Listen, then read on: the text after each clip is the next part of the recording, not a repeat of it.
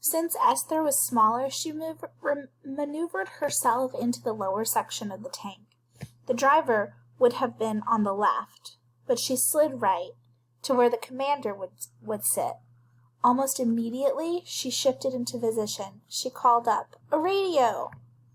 Radios were almost impossible to come by these days, and even those who had, when hidden, were reluctant to bring them out. But Esther switched it on, her eyes wide with hope and expectation. Finding an Allied or resistance station would be invaluable. However, the radio was already tuned to a German military news broadcast, the only reception she could get after scanning through the entire dial. For now, it would have to be enough. Esther looked to me for the translation, so when I could understand the broadcaster, I passed on information while we continued our search of the tank. "Mostly they're describing different battles that are taking place," I said. "It sounds like the war is reaching all over the world." "Who's winning?" I shrugged. "This station will say that the Germans are winning even if they're not." Her eyes widened as she looked back at me. "What if they truly are winning, Jaya?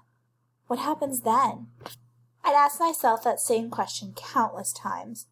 If they won, the extermination that began with us would extend to anyone that they viewed as a threat to their twisted ideals. If there was any chance of them winning, then the resistance mattered more than ever. But all I said to Esther was, I never let myself believe a future where evil wins. Because if I do, then everything I've done, everything you and I are still doing, is for nothing.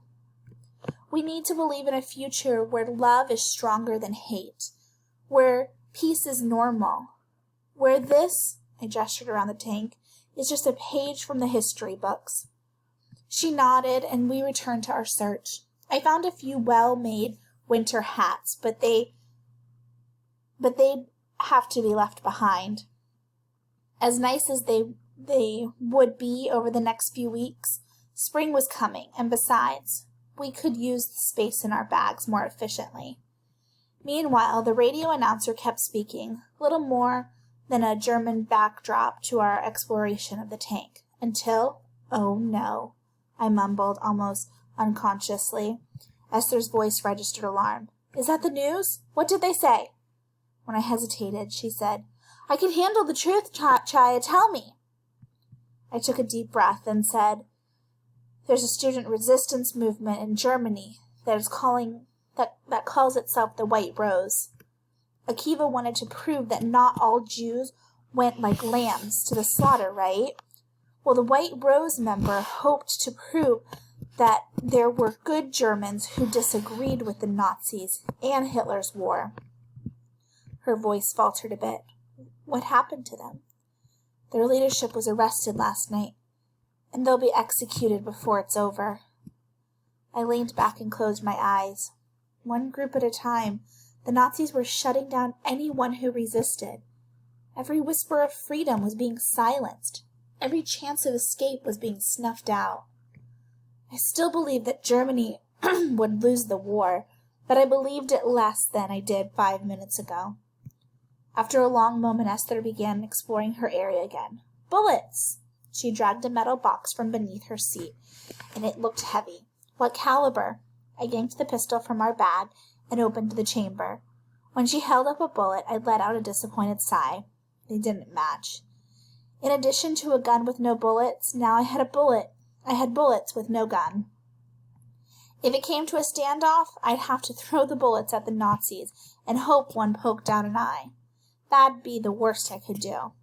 But surely, once we reached Warsaw, someone there would want this ammunition. We had to bring the box with us. I stuffed the gun, bullets, and radio into the knapsack I'd found behind my seat, along with as much food as I could fit inside. Esther loaded her bag as well. With our overstuffed bags, one of which had German colors, we'd look more suspicious than usual should anyone see us on the road, but it was a necessary risk. We'd just have to be extra careful while we were out in the open, as always. We emerged from the tank with caution, but the field was quiet. The late afternoon sun bathing the field in a final hour of daylight. I hoped we could make a lot of progress before it was gone. We moved too slowly at night, and now that Esther had told me about Warsaw, all I wanted to do was get there before the Nazis crushed yet another resistance movement. Esther began the conversation today. "You're always asking about me, but what about your family? Are any of them still with us?" I was surprised by the boldness of her question. It was more than I dared ask her, despite my intense curiosity, but perhaps if I shared a bit of my story, she'd share more of hers. "I have a grandmother in a safe house near Krakow," I began. "My parents, I don't know. I'm not sure if my mother cares anymore whether she lives or dies, and I don't know how long my dad will go on if she doesn't. If they have not already begun liquidating the Krakow ghetto, they will soon." "Why," she was being more cautious now, "why doesn't your mother care anymore?" I wonder if there would ever be a time in my life when I could answer that question without a swell of pain rising in my chest. My sister used to sneak out of the ghetto to smuggle food for my family. She knew of a hole in the concrete walls that wasn't well guarded, and like me, she had a look that wouldn't draw a lot of suspicion on the Polish side. But one day she was caught by an OD when sneaking back into the ghetto. He demanded her food, and she refused, then ran away, thinking she had gotten away with it. But when the Gestapo demanded a list of names soon after, her name was on it. My parents didn't know at the time what it meant to have your name on a list like that. They figured maybe she'd be sent to the countryside, same as what happened to me. So when they demanded everyone on the list show themselves on the street, they sent her out. My voice broke and I stopped there. I'd said enough. "I'm sorry, Shia." I sucked in a deep breath. Strangely, it felt good to be telling her all this, like an infection that needed to be drained. It hurt to talk about it, too, but for the first time since that day last summer, it wasn't a wound I had to carry alone. "There's more," I added. "I had a brother named Yitzhak. He disappeared around the same time. He was probably either taken away with my sister or killed. But maybe not. Maybe he's still alive. No one knows. No one will ever." My voice trailed off. "That's why you became a courier?" she said. "Every ghetto you enter, you look for his face. Every bite of food you distribute, you think, maybe if he's there, maybe he'll get it. Or at least maybe I'll find someone who can tell me what happened to him." I tried pushing his face from my mind again. It never worked. "I understand," Esther said. "My family was." She clamped her mouth shut again, and I knew she wanted to tell me about them too, but something still held her back. "Where's your family, Esther?" She shook her head and pushed on at a faster pace. "Never stop hoping, right? That's what keeps us alive, to never stop hoping for a happy ending." Chapter 25, February 19th, 1943, Road to Warsaw. We had particularly bright moon tonight, and it was a little warmer than before, a whisper of spring in the air. We walked farther and faster than usual before we finally decided to take shelter in a barn similar to the one where we stayed days ago. The nearby home looked abandoned, and no animals were in or around the barn. It should be a good shelter. As always, I checked all the possible exits before setting up for the night. There were doors on both of the front and back of the barn, and in the loft above, a rope dangled from a hook and extended almost to the ground. "Let's sleep up there," Esther suggested. "There's more hay for warmth, and then if we need to look out and see if anyone's coming, we'll have a better view." It was a good suggestion, though by now I was beyond exhausted. I would have gladly slept on thorns if that was all we had. Once we were folded beneath warm layers of hay, we faced each other with the radio between us and turned the volume low. The broadcast hissed out the same propaganda as before, all the victories of the annexed powers were enjoying, how their area of controls were expanding, and how the Allied forces were certain to crumble any day now. I didn't know how much of it was true, but I was careful to explain that to Esther as I translated. Then my ear pricked up as Warsaw was mentioned. I stopped translating. The broadcaster said German forces are preparing for a massive assault on the Jewish quarter in Warsaw, following resistance during a resettlement campaign last month.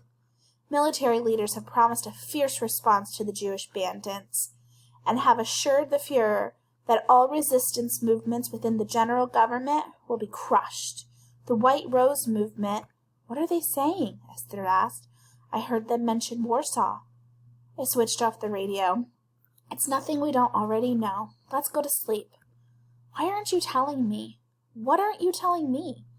I was tired after a long day of walking, and irritable after hearing news about the death trap I walked into within the next few days.